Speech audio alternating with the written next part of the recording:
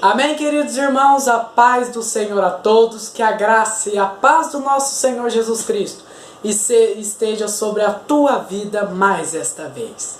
Queridos irmãos, o meu nome é Gabriel, eu sou seminarista do Instituto de Teologia Gamaliel na cidade de Taubaté e eu estou alegre por mais esta oportunidade que Cristo tem me dado de poder estar compartilhando um pouco mais sobre a palavra dele, sobre o estudo dele, sobre as coisas dele, com todos os irmãos. Queridos, hoje eu quero estar falando sobre um assunto maravilhoso, um assunto que eu amei estar estudando sobre ele, aprendendo sobre ele, e eu quero compartilhar com todos os irmãos. E tenho certeza que Cristo Jesus vai estar falando maravilhosamente sobre a minha boca, por intermédio de mim, com todos os irmãos, para que seja tudo para a honra e glória dele. Queridos, hoje eu quero estar falando sobre um assunto maravilhoso, que vai ser o assunto do Pentateuco.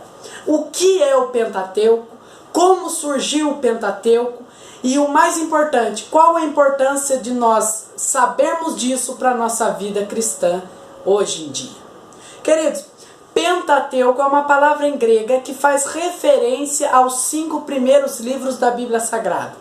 Pentateuco ele faz referência a Gênesis, Êxodo, Levítico, Números e Deuteronômio. Esses 5 primeiros livros da Bíblia Sagrada, eles são chamados de Pentateuco na língua grega ou de Torá na língua hebraica em original. Gênesis, Êxodo, Levítico, Números e Deuteronômio são livros constituídos na Bíblia Sagrada e são a base do judaísmo. Gênesis, Êxodo, Levítico, Números e Deuteronômio são palavras gregas. Porém, no original eles não estão escritos desta forma. Eles estão escritos da seguinte maneira: Bereshit, Shemot, Vaikra, Bamidbar e Devarim. Esses são os nomes originais do Pentateuco ou da Torá.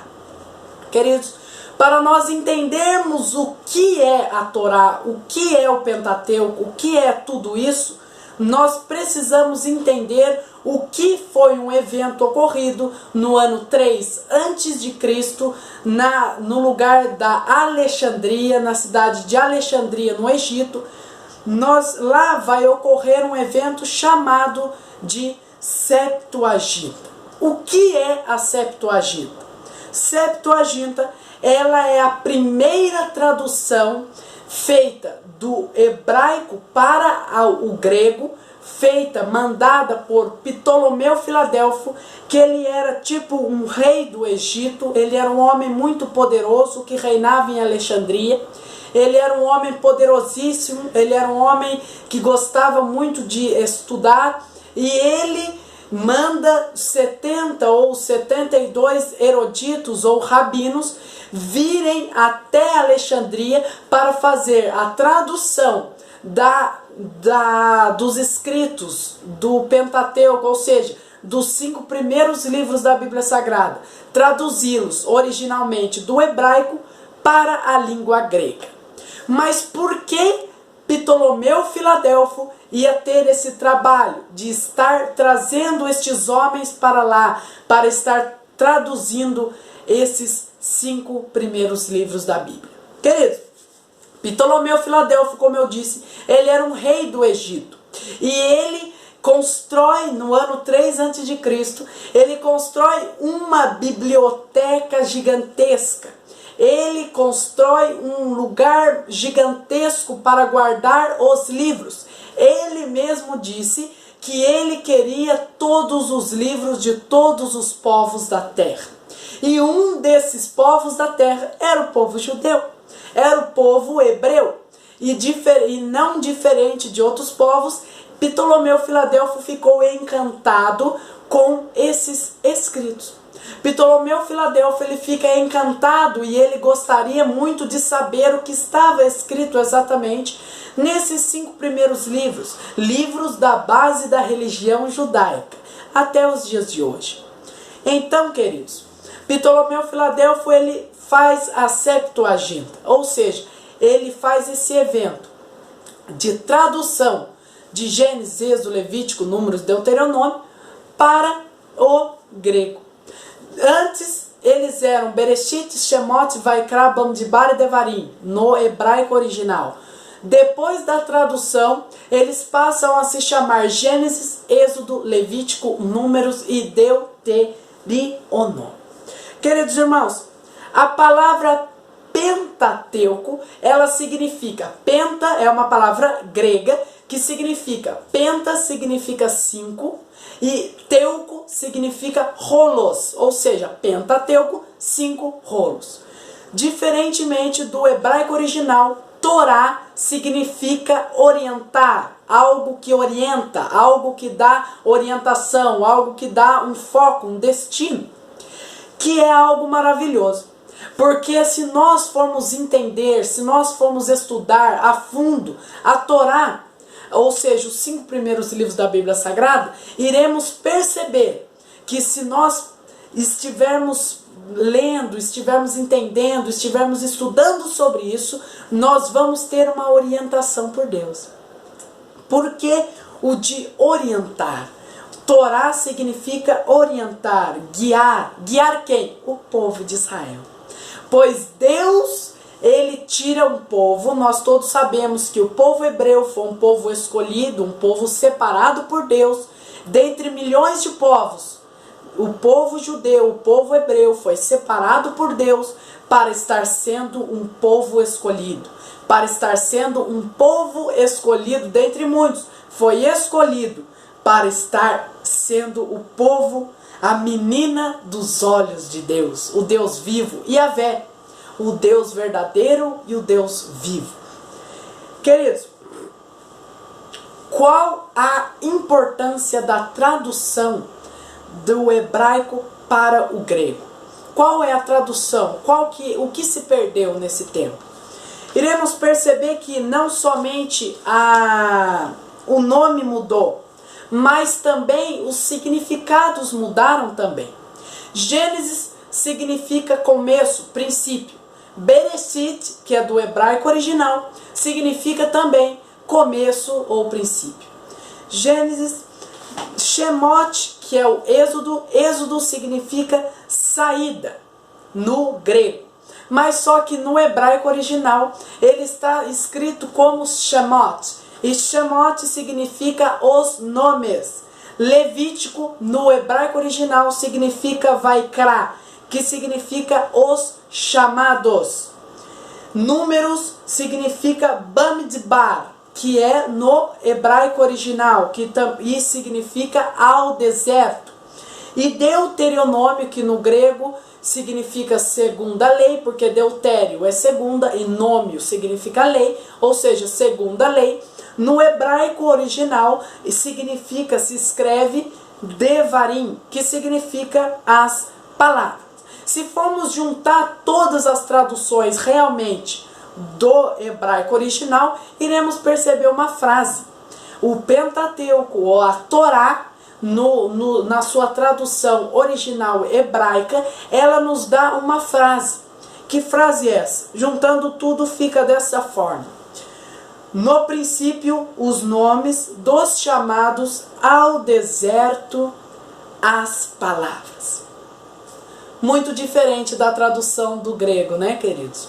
Muito diferente da tradução do grego. Por quê? Porque quando nós tiramos algo, porque fazer a tradução de qualquer palavra, queridos, do hebraico para qualquer outra língua, se perde muita coisa. Pois a língua hebraica ela é uma língua muito rica. A língua hebraica ela é, no seu aspecto natural, no seu aspecto natural mesmo, no seu aspecto original, ela é uma língua riquíssima. Porque ela é uma língua que podemos associar ela ao Deus vivo, a Deus, o poderoso santo. Então, queridos, quando nós tentamos fazer a tradução do hebraico para qualquer outra língua, se perdemos muita coisa. Quando Ptolomeu Filadelfo manda os eruditos ou rabinos fazer a tradução da Torá ou do Pentateuco para o grego, se perdeu muita coisa. Se perdeu muitas informações. E hoje em dia, nós temos a nossa Bíblia Sagrada em português, em inglês, em várias outras línguas. infelizmente, perdemos também muitas informações. Por quê? Porque a língua hebraica, a língua do hebreu, a língua judaica, ela é uma língua riquíssima. Algo riquíssimo. E vamos entender agora porque aonde está a Torá. Aonde que está a Torá? Está no Tanar.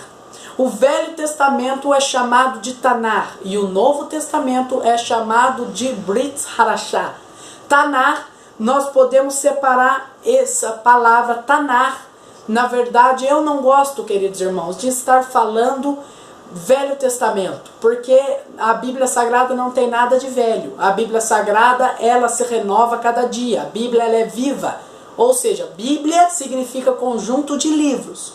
E sagrado significa pertencente a Deus. Ou seja, a Bíblia Sagrada é a própria boca de Deus. Ou seja, Deus não é velho. Deus, ele é novo. Não tem como as coisas de Deus ser coisas velhas, ser coisas ultrapassadas, ou ser coisas dando referência a coisas que já passaram, coisas que já não têm mais importância para nós. Então, queridos irmãos, o Tanar, se formos separar, nós vamos entender assim: a palavra Tanar no hebraico, que dá referência ao Velho Testamento, significa, primeiramente, o Ta significa, vem de Torá, que é o Pentateuco. Primeiro no Tanar tem o Pentateuco, depois tem o Nevilim, que significa os profetas, e depois vem o Ketuvim, que significa os escritos. Ou seja, todas as vezes que vemos o M, a letra M, no final de qualquer palavra em hebraico, ela dá referência a plural. Quando fala Nevelim, significa profetas.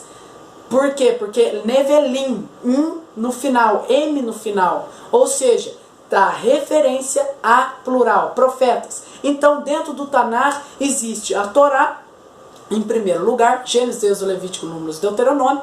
Existe os profetas, que existem os profetas maiores, os profetas menores, que vamos estar estudando em outro vídeo, se Deus assim permitir.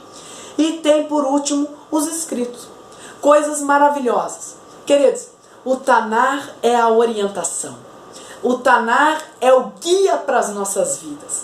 Se entendermos a Bíblia Sagrada da sua maneira correta, se entendermos a Bíblia Sagrada de uma maneira completa, de uma maneira de estar colocando mesmo nosso empenho todo em estar estudando, estar entendendo os escritos sagrados, queridos, nós não andaremos mais palpando, ou seja, palpateando, ou seja, está andando sem guia, está andando sem direção. Entenda a Bíblia Sagrada, entenda o Tanar, entenda o Pentateuco, que você vai ter um direcionamento para a tua vida. Queridos, o tempo já se alonga, eu não vou estar me estendendo no tempo. Então esse é o Tanar, esse é o Pentateuco, os 5 primeiros livros da Bíblia. Estude mais profundamente, que o Senhor Jesus vai estar te honrando. Que a graça e a paz do nosso Senhor Jesus Cristo esteja sobre a tua vida, em nome de Jesus. E até o próximo vídeo, se Deus assim nos permitir. Amém.